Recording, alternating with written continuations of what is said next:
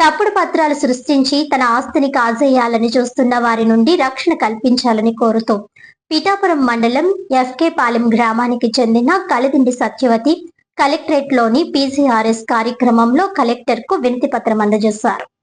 ఈ సందర్భంగా ఆమె తరపు న్యాయవాది పివి రావు, మాల మహానాడు జిల్లా కార్యదర్శి, జిల్లా న్యాయ సలహాదారు కొమ్ము నూకరాజు మీడియాతో మాట్లాడుతూ పిఠాపురం మండలం ఎఫ్కే పాలెం గ్రామానికి చెందిన కలిదిండి సత్యవతి లేటు కలిదిండి తాతారావు భార్య తుని మండలం తుని పట్టణంలో బీసీ వసతి గృహంలో ఆయాగా పనిచేస్తోందని, గొల్లప్రోలు మండలం ఏకే మల్లవరం గ్రామానికి చెందిన రాజమహేంద్రవరపు సూర్యప్రకాష్ రావు భార్య మహాలక్ష్మి, ఆమె కుమారులు సూరిబాబు, సుబ్బయ్యలు సత్యవతి ఆస్తితో ఏ విధమైన సంబంధం లేకపోయినా ఫోర్జరీ డాక్యుమెంట్ సృష్టించి రెవెన్యూ రికార్డులో సదరు ఆస్తిని ఆమె పేరున నమోదు చేయించుకున్నారని వాపోయారు.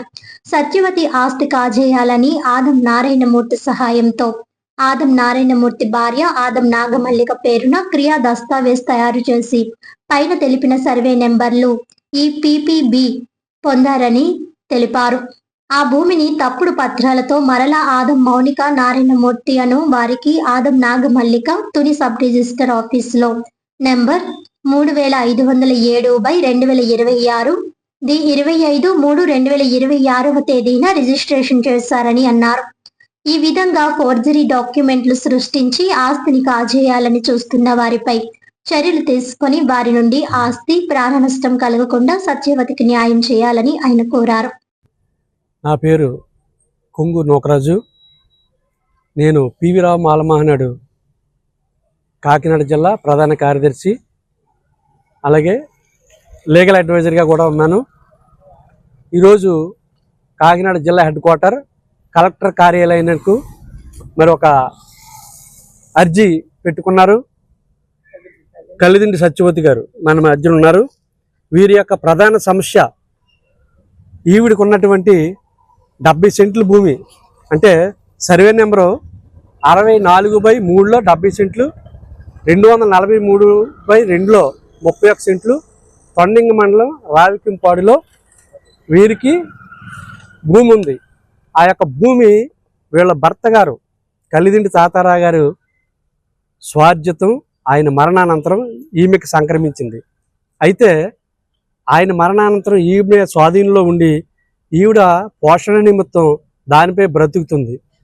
ఈ మధ్య కాలంలో ఆయన చనిపోయిన తర్వాత 2017లో అక్కడ రాజమహేంద్రవరపు మహాలక్ష్మి గారని ఆమె అన్రిజిస్టర్డ్ డాక్యుమెంటు సృష్టించుకుని దాని ద్వారా ఈ యొక్క ఏదైతే 70 సెంట్లు 31 సెంట్లు భూమి ఉందో ఈమె స్వాధీనంలో ఉంటుండగా ఆమె ఆదం నాగమల్లిక అనే ఆమెపై పేరున ఈవిడ రిజిస్ట్రేషన్ చేసింది.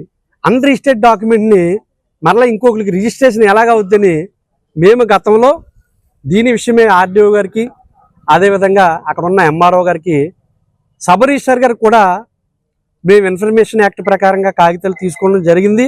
అదేవిధంగా వారిని కూడా రద్దు చేయమని కోరడం జరిగింది. కాకపోతే రాజకీయ నాయకుల ప్రోద్బలంతో మేనేజ్మెంట్ చేసి ఈ యొక్క ఆదం నారాయణమూర్తి గారు ఈయన పలుకుబడి ఉపయోగించి ఈమెకి న్యాయం జరగకుండా ఆ భూమి విక్రయించడం జరిగింది. ఈ మధ్యలో లేటెస్ట్గా ఈ భూమిని మళ్ళా ఆదం మౌనిక అనేవారి పేరుని మళ్ళా రిజిస్ట్రేషన్ ట్రాన్స్ఫర్ చేయడం జరిగింది. ఈరోజు కలెక్టర్ గారికి ఈ దరఖాస్తు ఏం పెట్టుకుందంటే సత్యవతి గారు వీరు ఈ మధ్య సుమారు ఒక నెల కిందట అందులో మరలా ఈ 31 సెంట్లో మట్టి తోలి ఈ యొక్క భూమిని వారి స్వాధీనంలో తీసుకుని అందులో వేరే ఏదో బిజినెస్ పర్పస్గా వాడుకోవడానికి అని ప్రయత్నం చేస్తుంటే సత్యవతి గారు కొంతమంది గ్రామ పెద్దలతో భూమిలోకి వెళ్తే ఈవిని చంపుతామని బెదిరిస్తున్నారు.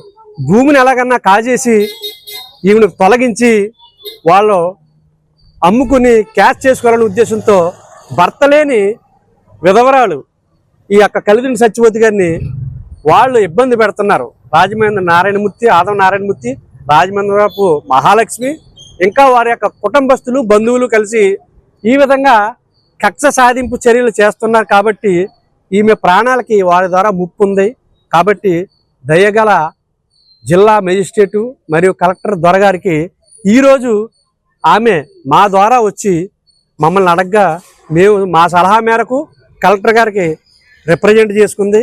అలాగే విధంగా ప్రాణరక్షణ కొరకు ఎస్పీ గారిని కూడా ఆశ్రయించడం జరిగింది. కాబట్టి ప్రభుత్వం ఈ మధ్యన కాలంలో మొన్న లాస్ట్ వీక్ గౌరవ డిప్యూటీ సీఎం గారు పవన్ కళ్యాణ్ గారికి కూడా ఒక లెటర్ ఇచ్చారు.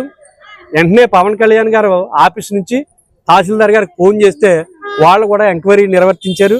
కాబట్టి ఇప్పుడు ఉన్నటువంటి కూటమి గవర్నమెంట్లో లోకేష్ గారు, అదేవిధంగా విద్యాశాఖ మంత్రి లోకేష్ గారు, అదేవిధంగా పవన్ కళ్యాణ్ గారి ద్వారా మరి ప్రభుత్వం ఏదైతే ఉందో ప్రభుత్వం ద్వారా ఈ కలెక్టర్ గారి ద్వారా ఆమెకి కలిదిండి సత్యవతి గారికి న్యాయం చేయాలి, ప్రాణాలకు రక్షణ కల్పించాలి.